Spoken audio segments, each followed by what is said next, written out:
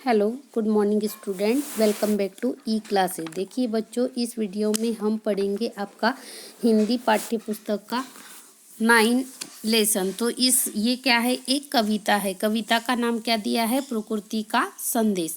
तो देखिए बच्चों, पिछले वीडियो में हमने इसकी रीडिंग कर ली थी और फर्स्ट पैराग्राफ का अर्थ भी समझ लिया था। तो देखिए बच्चों, ये कविता हमें किस लिए दी गई है इसके बारे में समझेंगे और इसका उद्देश्य क्या है। तो देखिए बच्चों, फर्स्ट कविता है, ये देखिए। पर्वत कहता शीश उठाकर तुम भी ऊंचे बन जाओ, सागर कहता है लहराकर मन में गहराई लाओ। समझ रहे हो क्या कहती है, उठ उठ गिर गिर तरल तरंग, भर लो अपने मन में मीठी मीठी मृदुल उमंग। पृथ्वी कहती धैर्य न छोड़ो, कितना भी सर पर भार, नभ कहता फैलो इतना ढक लो तुम सारा संसार। तो देखिए बच्चों, इस कविता का क्या सार है, यानी ये कविता क्यों दी गई है। यह कविता हमें प्रकृति से सीख लेने की प्रेरणा देती है। इस कविता का से हमको क्या शिक्षा मिलती है या क्या प्रेरणा मिलती है। तो देखिए बच्चों, यह कविता हमें प्रकृति से सीख लेने की प्रेरणा देती है। कविता में पर्वत से शीश उठाकर ऊंचा बनने तथा सागर से मन में गहराई लाने की सीख लेने को कहा गया है।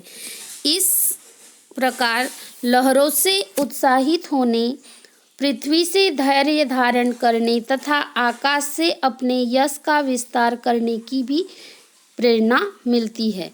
तो देखिए बच्चों, पर्वत कहता शीश उठाकर, शीश का मतलब क्या होता है, मस्तक या माथा।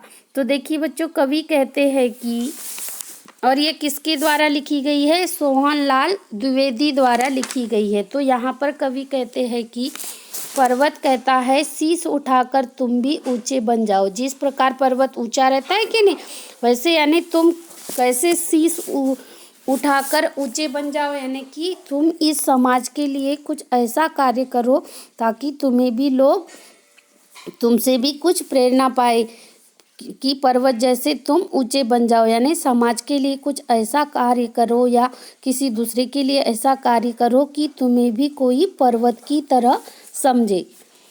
सागर कहता लहराकर मन में भी गहराई ला, यानी अपना स्वभाव इतना अच्छा बनाओ कि हमेशा उसमें अच्छे गुण विकसित हो, यानी अपने मन में हमेशा गहराई बनाए रखो।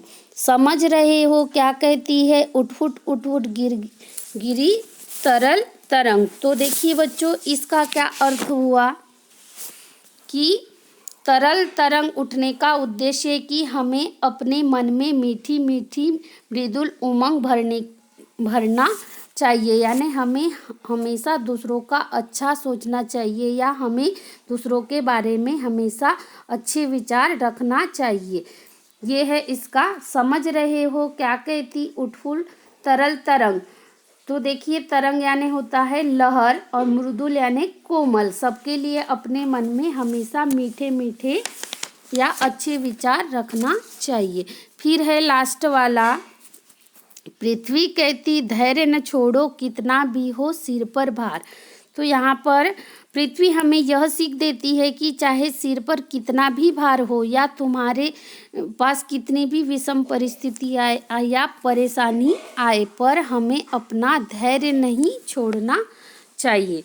धैर्य यानी धीरज। कितनी भी, जैसे कुछ लोग क्या होता है कि उनके सामने बहुत सारी परेशानी आ जाती है तो कैसे वो डर के मारे उस परेशानी का सामना नहीं कर पाते। तो पृथ्वी हमें क्या सीख देती है, पृथ्वी से हमें क्या सीख मिलती है या क्या प्रेरणा मिलती है, तो वही बताना चाहता है कवि कि पृथ्वी कहती धैर्य न छोड़ो। धैर्य यानी धीरज। कितना भी हो सिर पर भार, भार का मतलब क्या है, बोझ, या तुम पर कितना भी बोझ दिया गया हो पर तुम्हें अपना धैर्य कभी भी नहीं खोना चाहिए। नभ कहता, नभ यानी क्या होता है, आकाश। कहता है फैलो इतना ढक लो तुम सारा संसार, यानी नभ हमें, आकाश हमें अपना विस्तार करने अर्थात दुनिया भर अपना यश और कीर्ति फैलाने का संदेश देता है। नभ क्या संदेश देता है हमें, नभ कहता है फैलो इतना, पर हम काय के कारण फैलेंगे, ऐसे फैलना नहीं है, अपने गुणों के कारण, अपने स्वभाव या समाज के लिए ऐसा कुछ कार्य करो कि पूरा संसार तुम्हें जाने।